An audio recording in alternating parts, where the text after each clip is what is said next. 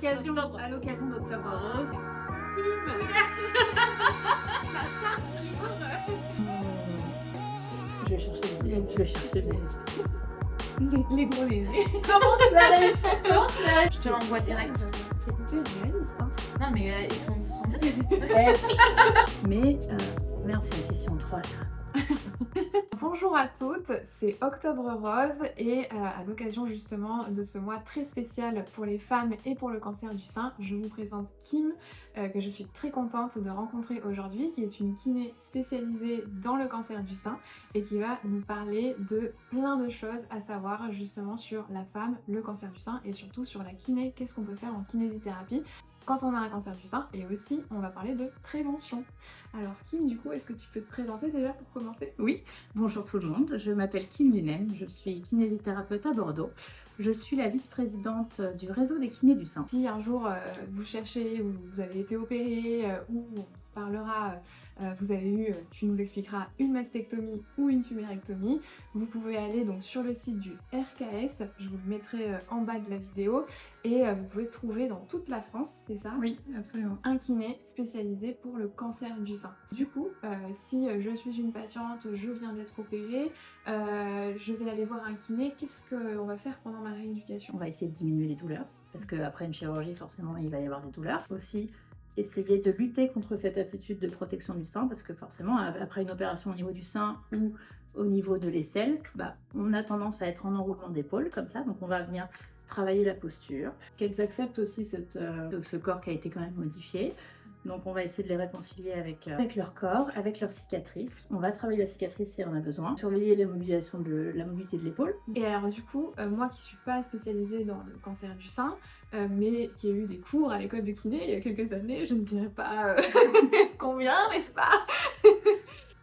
Pour moi, cancer du sein, c'était DLM. Et je voyais pas du tout qu'est-ce qu'on pouvait travailler d'autre. Donc là, déjà, tu m'as éclairée. Mais donc, est-ce que tu en fais quand même un peu du drainage? Oui, absolument, absolument. Le drainage lymphatique, c'est un outil dans notre boîte à outils de kiné, effectivement. C'est l'une des choses qu'on utilise quand il y a de l'œdème. Mais en fait, il n'y a pas de l'œdème à chaque fois. Parce que du coup, les chirurgies, quand même, ces dernières années se sont améliorées. Donc il y a des chirurgies qui sont quand même beaucoup moins invasives. Avant, on enlevait, pendant la chirurgie, le chirurgien enlevait toute la chaîne ganglionnaire, absolument. Et là, maintenant, la nouvelle technique de ganglion sentinelle fait qu'on enlève un ou deux ganglions. Donc les parfois ganglions sentinelles, pour ceux qui ne savent Oui. pas, c'est le ganglion, justement, voilà, c'est le ganglion dans lequel se draine le sang.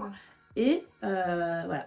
Maintenant, le chirurgien n'enlève plus toute la chaîne, mais juste un ou deux pour voir si les cellules se sont disséminées. Et tout à l'heure, tu disais qu'il n'y a pas tant de femmes que ça qui font une reconstruction.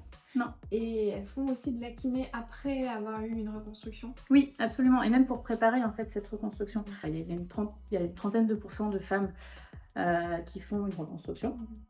Et voilà. Et cette reconstruction, elle intervient après déjà des traitements qui ont été lourds, après une première chirurgie d'ablation, après la radiothérapie, après parfois de la chimiothérapie.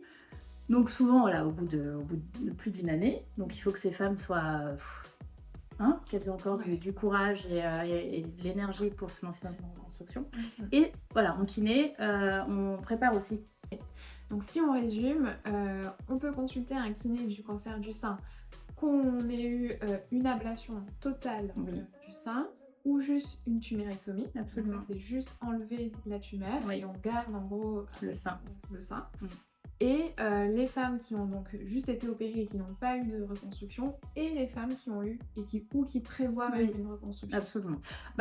En fait, pour résumer, à partir du début, du premier geste chirurgical, jusqu'à la fin du parcours. On est là pour aider ces femmes à traverser ce parcours. Cette période compliquée, mais la kiné, je pense, fait beaucoup de bien, comme dans tous les domaines.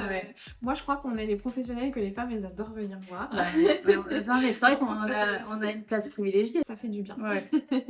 Et alors justement, en parlant de faire du bien, c'est quoi ton meilleur exercice que tu proposes aux femmes en général, hein, on va Oui, pas, oui, tout on va pas traiter, être dans le détail. mais voilà, de manière générale, ce serait quoi ton meilleur exercice là si tu lui en donnais un seul, s'il y a une femme qui nous regarde et Oui, alors, qui a un peu mal, qui a une mauvaise posture celui que je donne en fait à chaque fois et qui est assez important justement pour lutter contre cette attitude de protection du sein, cette position d'enroulement, tout simplement, voilà, hop, je croise les mains sous la poitrine, je mets bien les épaules basses, je regarde devant moi, les épaules sont bien basses, et je viens serrer les omoplates derrière.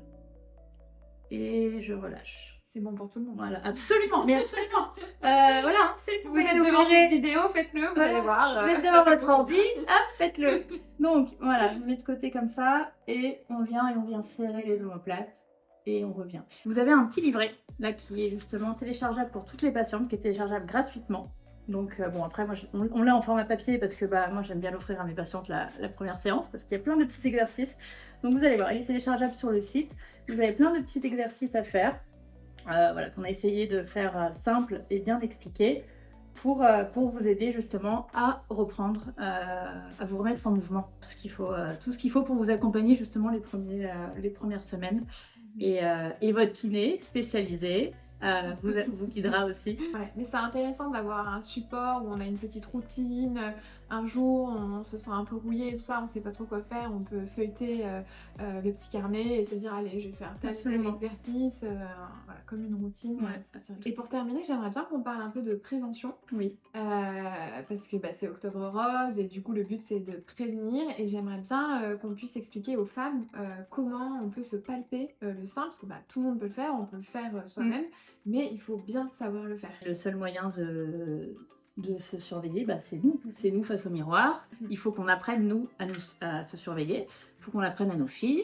Donc du coup, comment je fais? alors déjà il y a quatre étapes importantes mais c'est quelque chose qui est bien de faire tous les mois et en fait personne connaît mieux notre poitrine que nous. Oui. Donc la première chose, c'est vraiment une fois par mois essayer de regarder notre poitrine, voilà, voir s'il n'y a pas une fossette, voir s'il n'y a pas une veine un peu grossie, voir si on n'a pas un écoulement du mamelon, voir s'il y a un changement quel qu'il soit sur notre poitrine. Voilà, ça doit nous alerter et demander une consultation, enfin sans nous alarmer, mais un changement sur notre poitrine doit nous alerter et c'est un motif de consultation chez notre gynécologue. Donc ensuite, au niveau de la palpation, l'idée c'est de quadriller la zone qui est sous la clavicule, donc notre os qui est là. Donc de quadriller la zone hop, sous la clavicule. Voilà, vous venez faire toute cette zone là. Donc vous venez palper, voilà, vous pouvez faire des petits mouvements circulaires. Et en fait, on cherche Vous cherchez s'il y a une sensation différente. En fait, oui, c'est moins souple, c'est un peu plus fibreux. Absolument. Et donc vous cherchez une et c'est là l'importance aussi de le faire régulièrement, de le faire dans l'idéal une fois par mois, parce que vous allez quand même avoir cette mémoire de ce que vous aviez le mois dernier. Si vous le faites une fois par an, d'une année sur l'autre, vous allez plus vous souvenir. Ensuite, vous venez pincer le mamelon. Il faut pincer le mamelon pour être sûr, voilà, qu'il n'y a pas d'écoulement. Troisièmement. Et quatrièmement, vous faites la palpation au niveau de l'aisselle. On fait comme sur le sein, on vient chercher, parce que toute la chaîne ganglionnaire est à ce niveau-là. Donc, donc toutes les selles là, pareil, on vient palper. Peut-être préciser, je pense que les femmes savent, mais on ne sait jamais. Bien sûr, si vous allaitez, il y aura des écoulements, oui, c'est normal. Ou si vous êtes en période enceinte ou absolument. Et puis pendant l'allaitement, voilà, et que vous allaitez pas, il peut y avoir des écoulements. Des écoulements et même des choses. Et puis même quand vous êtes allaitante, des zones massives, absolument, des zones plus dures. Pas de panique parce que je sais que je suis très suivie par voilà, des femmes enceintes et tout ça, donc dans cette période-là, pas de panique, hein, c'est normal que la poitrine se modifie, mais vraiment hors période de grossesse, le sein doit être vraiment homogène. Absolument. Donc, quand on parle d'autopalpation du sein, ce n'est pas que cette zone. Voilà, c'est vraiment tout ce cadran-là, ça déborde sous les selles et on vient tout palper. En gros, voilà, en dessous de la clavicule, sous les selles et tout le sein. Absolument. Voilà, ok, ça marche. Et bah c'était vraiment très intéressant. Merci beaucoup Kim Avec plaisir. pour tous ces conseils et cette surveillance. Je pense que maintenant vous êtes armés pour vous surveiller et pas que pendant le mois d'octobre. Alors, le mois d'octobre, au moins on le On rappelle. en parle. Au moins on en Voilà, parle, mais et il faut que ça dure après jusqu'au mois d'octobre de l'année prochaine.